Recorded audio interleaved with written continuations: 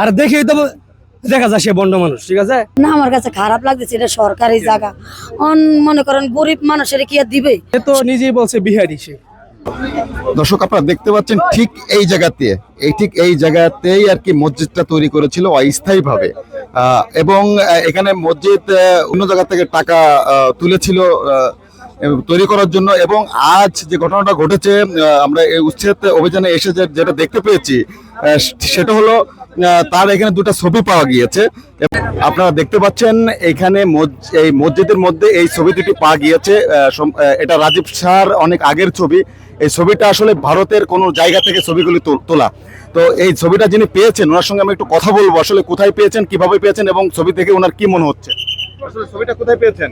রাজীব শাহ ঘরটা যে ভেঙে ফেলা হয়েছে, তখন এই ঘরের ভিতর থেকে এই ছবি দুইটা পাওয়া গিয়েছে। তারপরে কি মনে হচ্ছে ছবি দেখে? আমার মনে হচ্ছে ছবিগুলি বিহারের ছবি। হয়তো সে একসময় বিহারে ছিল অথবা ঘুরতে গিয়েছিল, তখনকার ছবি। দেখা গেল ওটোর উপরে বসা, সে বিহারি। হ্যাঁ, ওখানে আর কি কি পেয়েছেন আপনি? আর কিছু ওখানে তার ঘরের ভিতরে কিছু থালা বাসন পাওয়া গিয়েছে, এরপরে ল্যাপ, এরপরে বালিশ পাওয়া গিয়েছে। সরকারি জায়গা করার আগে তো সরকারের অনুমতি নেওয়া দরকার। মসজিদ করতে হইলে মসজিদটা এই ওয়াকফ করতে হয়। এটা তো ওয়াকফ, যেহেতু ওয়াকফ করা না, এই হিসাবে তো এই ওয়াক্তিয়া 5 ওয়াক্ত নামাজের জন্য হইতে পারে, কিন্তু জুমার নামাজ তো এখন হবে না। এই যে ধান কাটা, এটি কি ক্ষতি করলো? একজন যে কোনো একটা ফাঁকিরও তো খাইতে পারতো, ধান দিয়ে হলে না, একজন তো একটু শাক দিয়ে তো খাইতে পারতো। এটি কি ক্ষতি করলো? মসজিদ উড়ালেছে, কিন্তু এগুলো কি করলো? আমার কাছে খারাপ লাগতেছে, এটা সরকারি জায়গা, মনে করেন গরিব মানুষের কি আর দিবে? সরকারি এই জায়গা মসজিদ করতে দিবে না। কিন্তু এই যে ধান ক্ষেত লাগাইলো, এটি লাগাইলো, এই যে জায়গা না, তো তবু তো একটু লাগাইছে, খারাপ লাগতেছে। হইলে তো পাখিরা তো খাইতে পারতো, পশু পাখিরা তো খাইতে পারতো, কিন্তু এটি উড়ালাইলে অনেক খারাপ লাগতেছে। আলীগঞ্জ জিঞ্জিরার থেকে আইসি। হ্যাঁ, আইসি এই জায়গা মসজিদ করছে, অনেকদিন ধরে দেখতেছি, ফেসবুকে দেখতেছি, কি অবস্থা দেখি।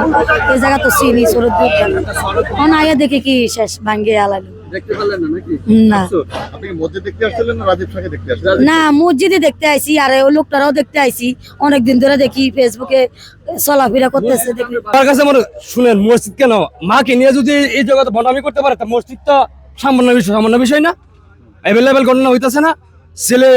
তিনটা ছেলে ধরে নিজে কিছুদিন আগে একটা ঘটনা, চাকরি করে, চাকরি করে, মার মাংস পয়সা পাই নাই, আপনারা দেখছেন না বা শুনেন নাই।